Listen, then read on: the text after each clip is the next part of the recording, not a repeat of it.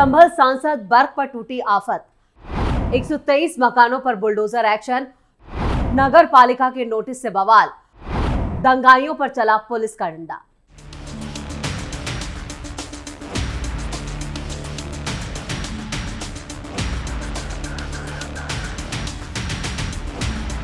नमस्कार, आप सभी का बहुत बहुत स्वागत है। आप देख रहे हैं स्पेशल स्टोरी। मैं हूं परवीन शेख।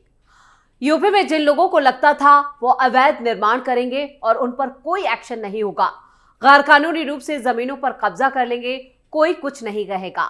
यूपी में जिन लोगों ने घर दुकानों को कई फीट आगे बढ़ा लिया था और सोचा था सिस्टम से सेटिंग कर लेंगे, लेकिन अब यूपी बदल रहा है। बाबा के बुलडोजर पर नो ब्रेक लगा है, यानी बुलडोजर एक्शन यूपी में ताबड़तोड़ जारी है। कोई सिस्टम से सेटिंग नहीं होगी, सीधा एक्शन होगा। इसी कड़ी में संभल में 123 मकान और दुकानों को गिराया जाएगा। नगर पालिका ने जर्जर भवनों के मालिकों को नोटिस थमा दिया है, जिसमें उन्हें अपने मकानों को गिराने का आदेश दिया गया है। अगर मकान मालिक इस आदेश का पालन नहीं करते हैं तो नगर पालिका बुलडोजर की मदद से इन मकानों को गिराएगी। नगर पालिका एक्ट 1916 के तहत संभल नगर पालिका ने शहर के जर्जर मकानों का सर्वे किया और इस सर्वे में 123 मकान जर्जर पाए गए हैं, जो कभी भी गिर सकते हैं और जनहानि का कारण बन सकते हैं। नगर पालिका ने सभी मकान मालिकों को नोटिस देकर इन मकानों को जल्द से जल्द गिराने का आदेश दिया है। अगर मकान मालिक इस आदेश का पालन नहीं करते हैं तो ईओ मणिभूषण तिवारी ने कहा कि नगर पालिका खुद इन जर्जर भवनों को गिराएगी। मकानों पर तोड़ने का नोटिस चस्पा। आपको बता दें कि संभल के हिंसा के बाद से ही जिले में प्रशासन की तरफ से एक्शन लगातार जारी है और ये एक्शन पिछले 1 महीने से चल रहा है। सरकारी जमीन पर कब्जा हटवाने के लिए बुलडोजर दौड़ रहा है। पिछले दिनों ही जामा मस्जिद की जर्जर दुकानों को तोड़ने का नोटिस जारी किया गया था, जिसके बाद मस्जिद कमेटी की तरफ से ही दुकानों को तोड़ा गया था। अब नगर पालिका की तरफ से 123 मकानों और दुकानों को तोड़ने का नोटिस चस्पा किया गया है। ईओ मणिभूषण तिवारी ने जानकारी देते हुए कहा, नगर पालिका अधिनियम 1916 के तहत शहर में जर्जर भवनों का सर्वे कराया गया था। सर्वे में 123 मकान और दुकानें जर्जर मिली हैं, जो कभी भी गिर सकती हैं और इन भवनों के मालिकों को तोड़ने का नोटिस दिया गया है। अगर वो खुद से नहीं तोड़ते हैं तो नगर पालिका खुद बुलडोजर से इन्हें जमींदोज करेगी। उत्तर प्रदेश के संभल न सिर्फ देश में बल्कि दुनिया भर में सुर्खियों में बना हुआ है।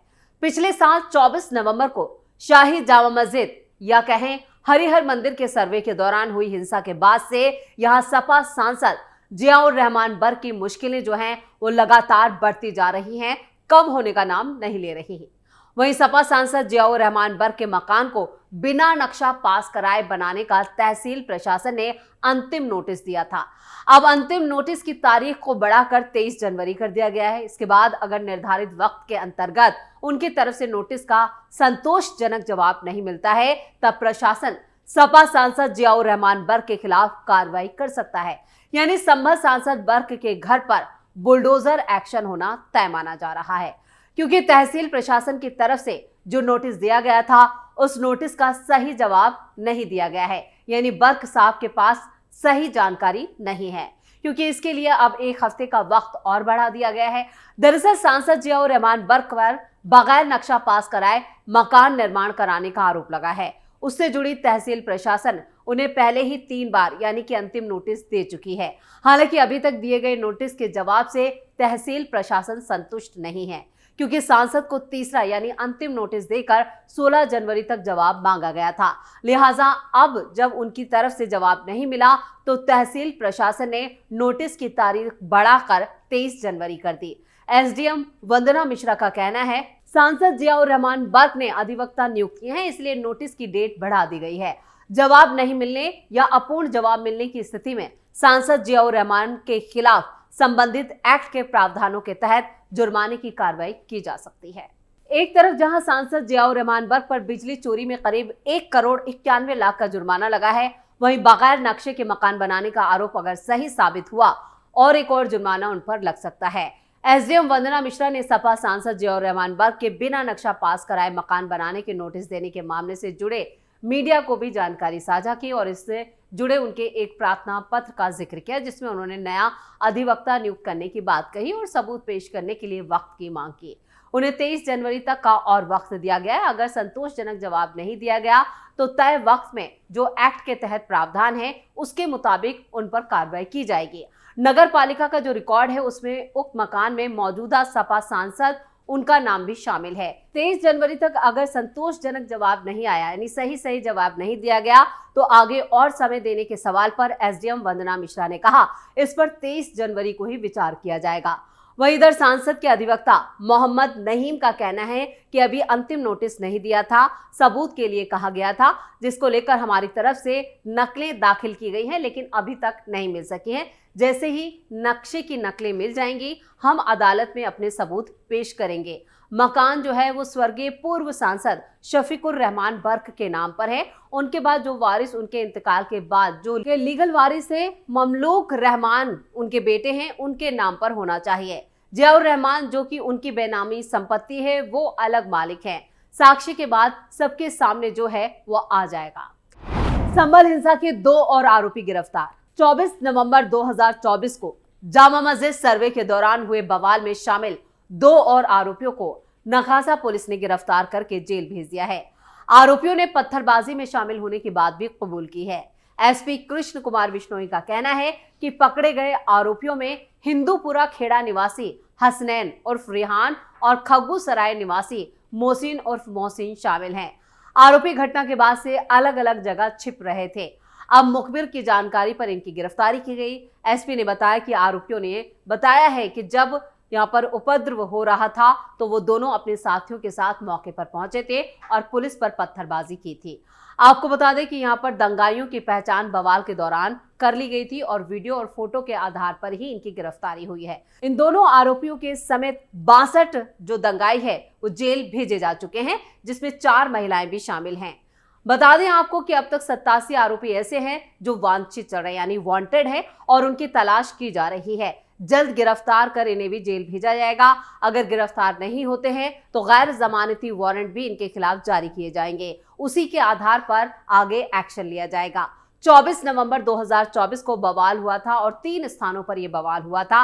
पहला बवाल जामा मस्जिद के नजदीक हुआ था जहां 5 लोगों की जान गई थी। दूसरा जो दंगा हुआ था, जो बवाल हुआ था, वो नखासा तिराहे पर हुआ था जहां पुलिस पर पथराव और फायरिंग की गई थी। इसके बाद हिंदूपुरा खेड़ा में बवाल हुआ था। पुलिस के अधिकारियों पर यहां पर जानलेवा हमला किया गया था और इन तीनों ही जगहों पर पुलिस प्रशासन की तरफ से वीडियो बनाया गया था और फोटो भी लिए गए थे। एसपी ने बताया कि वीडियो और फोटो के आधार पर ही 450 चेहरे सामने आए हैं और उन चेहरों की तलाश में पुलिस की टीमें अलग अलग तरीके से काम कर रही हैं। लैंड स्कैम में तगड़ा एक्शन, अवैध कब्जे पर चला बुलडोजर। संभल में लैंड स्कैम मामले में भी अब एक्शन शुरू हो चुका है।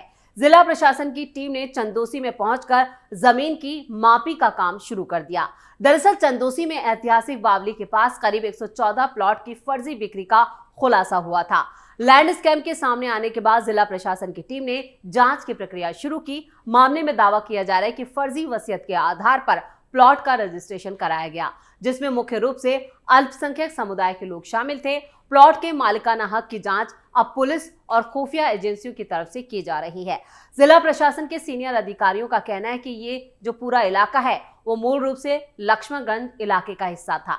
शहर बढ़ने के साथ ही मुगलपुरा नाम की एक नई कॉलोनी तैयार की गई और इसी को लेकर जिला प्रशासन की टीम ने मौके पर पहुंचकर जमीन की मापी का काम शुरू कर दिया और इस दौरान इलाके के लोग जो थे वहां मौजूद रहे।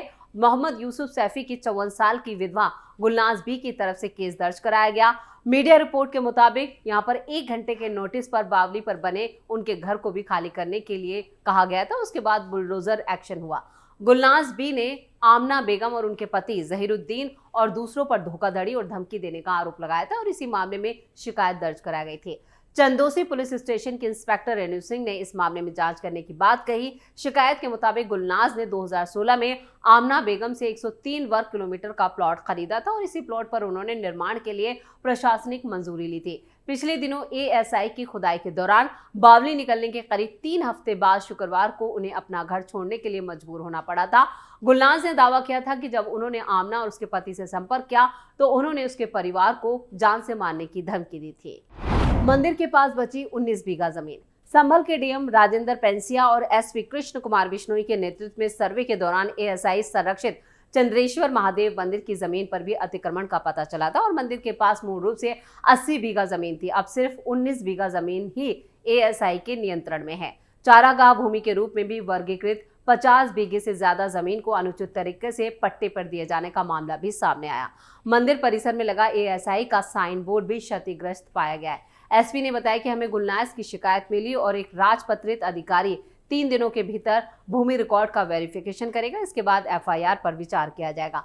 जमींदारी उन्मूलन के बाद 1952 के ऐतिहासिक रिकॉर्ड में इन मामलों को सुलझाने के लिए मानक होंगे।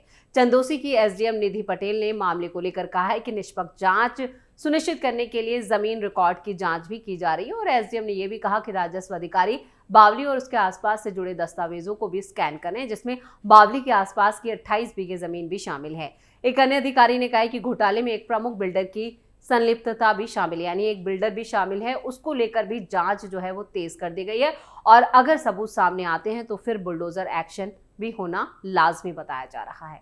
स्पेशल स्टोरी में इतना ही। वीडियो कैसा लगा कमेंट करके अपनी राय जरूर दें। वीडियो को लाइक करें, शेयर करें और कैपिटल टीवी को सब्सक्राइब जरूर करें। धन्यवाद।